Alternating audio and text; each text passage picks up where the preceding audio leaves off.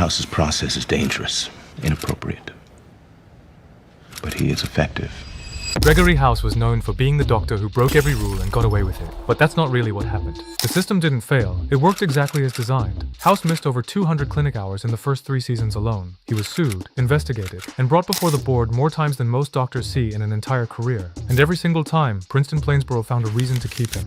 This video is going to show you exactly how that happened, and who made it happen. But here's the thing I still can't fully explain. The people who protected House knew what they were doing. They knew the cost. So why did they keep paying it? House should have been fired on day 1. Not after the Vogler situation. Not after the drug charges. Day 1. Before any of that, when he walked into a patient's room uninvited, ignored the attending physician, contradicted the diagnosis in front of the family, and turned out to be right. That moment set the terms for everything that followed. Not because being right excused the behavior, because being right made the behavior impossible to punish without looking like the problem yourself. That's the trap. And everyone at Princeton-Plainsboro walked into it willingly. House missed clinic hours constantly. He ignored paperwork, skipped mandatory meetings, prescribed treatments without authorization, ran tests that hadn't been approved, and told patients things their doctors had specifically decided not to tell them yet. He insulted colleagues in hallways. He manipulated his team into situations that put their licenses at risk. He was sued, investigated, arrested, and brought before the hospital board more times than most doctors encounter in 3 careers. And he kept his job. Not because the rules didn't apply to him, because the people responsible for enforcing the rules needed something from him that they couldn't get anywhere else. And that need, quiet, consistent, never fully acknowledged, was the real reason House stayed employed for 8 seasons. Think about what it actually takes to fire someone like House. It's not paperwork, it's not a policy violation or a complaint filed in the right format. It's a person standing in front of an institution and saying, "We are choosing to lose what this man provides because his behavior is unacceptable." That sentence sounds simple. In practice, every person at Princeton-Plainsboro who had the authority to say it found a reason not to. Every single time. That's not coincidence. That's a pattern. And patterns have explanations. Start with Cuddy.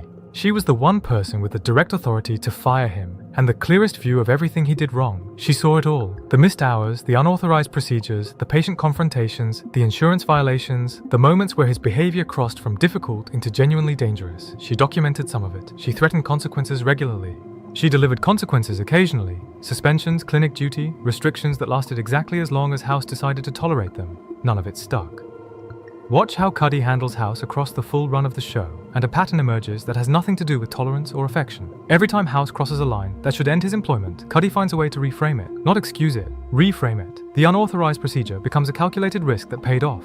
The patient confrontation becomes an unconventional but effective diagnostic technique. The behavior that would get any other doctor escorted out of the building becomes, in House's case, evidence of a method that the hospital has quietly built its reputation around. Princeton-Plainsboro wasn't just a hospital that employed House. It was a hospital that had become, over years, defined by the kind of medicine House practiced. The impossible cases, the diagnoses nobody else could make. The patients who arrived having already failed everywhere else. That reputation attracted funding, attracted talent, attracted the kind of institutional prestige that administrators spend careers trying to manufacture. House didn't just work at Princeton-Plainsboro, he was Princeton-Plainsboro, and Cuddy knew it. Firing him wasn't a personnel decision, it was an institutional one. And the institution couldn't afford it, but there's something underneath even that. Because Cuddy wasn't just protecting the hospital's reputation when she kept House employed, she was protecting something more personal, her own identity as the person who could manage him. In a building full of administrators and department heads, Cuddy was the one who had figured out how to keep Gregory House functional. That was her specific expertise, her particular value, the thing that made her irreplaceable in her own role. Fire House, and that expertise disappears. She becomes just another hospital administrator, competent certainly, but not singular. She needed him employed almost as much as he needed to stay that way. And that need shaped every decision she made about him across 8 seasons, including the ones that looked like discipline. That's the first layer, but it doesn't explain everything, because Cuddy wasn't the only one keeping House employed. Wilson was doing it too, just differently. Wilson never had the authority to fire House. What he had was something more useful, the ability to make House manageable. Every time House pushed too far, Wilson was there to absorb the impact, to apologize to the colleague House had humiliated, to smooth over the situation with the administrator House had ignored, to talk House back from the edge of whatever self-destructive decision he was about to make. Wilson functioned as a buffer between House and the institutional consequences that should have ended his career multiple times over. And Wilson did this consistently, across decades, without ever being asked to, and without ever fully stopping to examine why. The easy answer is friendship. Wilson stayed because he cared about House, because the relationship meant something to him, because loyalty is its own reason. That's true as far as it goes. But watch the specific moments when Wilson intervenes and something more complicated becomes visible. Wilson doesn't just protect House from consequences. He protects himself from what happens to House without him. The times Wilson pulled back, The periods where he stepped away, drew boundaries, refused to cover for House anymore. Those periods didn't end well. Not for House. Not for Wilson either. Wilson had, over years, become as dependent on the dynamic as House was. Leaving meant watching what happened next. And Wilson had seen enough of what happened next to know he didn't want to watch it without being in a position to stop it.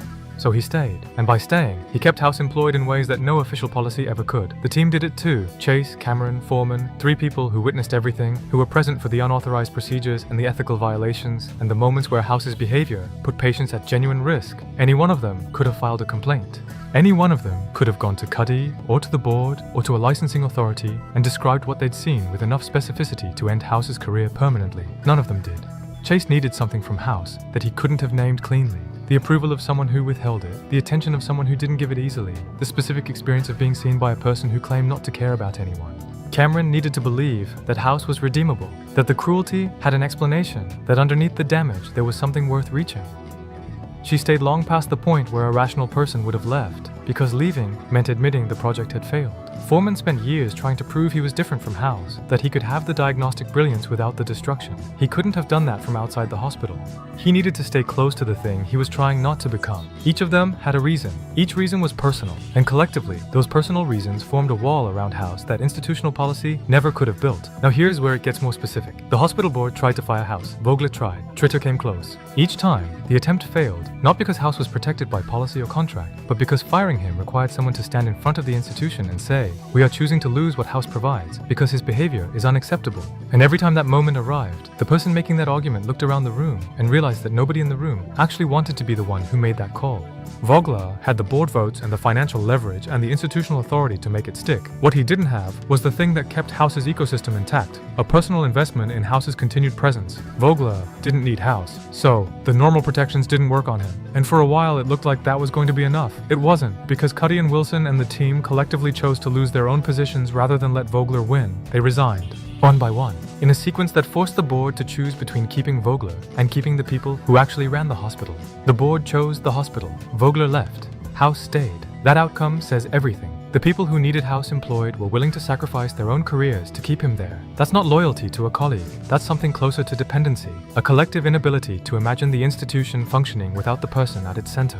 Tritter came closest of anyone. A police detective with a personal vendetta, no institutional loyalty, and the legal authority to pursue the drug charges regardless of what Cuddy or Wilson wanted.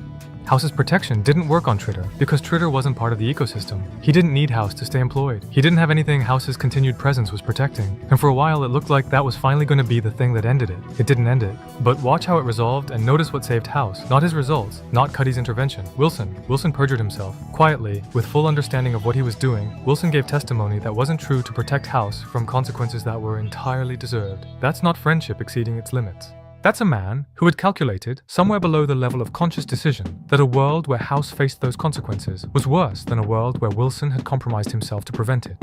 The ecosystem had reached into Wilson's sense of his own integrity and reshaped it around House's survival, and House, who saw everything, never once acknowledged what Wilson had done in a way that suggested he understood the full weight of it, not because he didn't understand. Because understanding it fully would have required him to reckon with what he had cost Wilson, and that reckoning had nowhere to go, so he didn't have it. Watch House in the moments immediately after someone has done something significant to protect him. The pattern is consistent. He moves on, not callously exactly, not without awareness, but with a specific speed that keeps the moment from becoming something he has to respond to. Wilson commits perjury, and House is already thinking about the next case. Cuddy absorbs another board complaint, and House is already in the differential. The team covers for something they shouldn't have covered for, and House has already left the room. He never lingered in those moments, and not lingering was itself a choice. The choice to keep the debt from becoming visible, to keep the relationship from requiring him to acknowledge what it actually cost the other person. That's not cruelty. It's management. The same management he applied to everything else. Keep moving fast enough, and nothing has to be felt at the speed it deserves. The answer to how House never got fired isn't that the rules didn't apply to him. It's that the rules were enforced by people who needed him more than they needed the rules to mean something.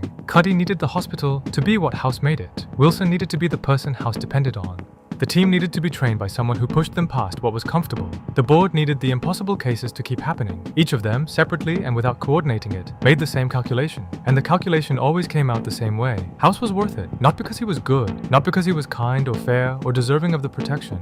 Because the alternative, a Princeton-Plainsboro without House, a Wilson without someone to save, a Cuddy without the thing that made her hospital matter, that alternative was something none of them were willing to choose. The last time Cuddy almost fired him, she didn't. She found a reason not to. She always found a reason not to. And somewhere in that pattern is the real answer. Not that House was unfireable, but that the people responsible for firing him had quietly, and without admitting it, already decided they weren't going to. He never earned that protection. He just made himself impossible to replace. And in an institution full of people who needed him to stay, that turned out to be enough. The next complaint is already filed somewhere. The next violation already happened. And somewhere in that hospital, someone is already finding a reason why this time doesn't have to be the time. It never is.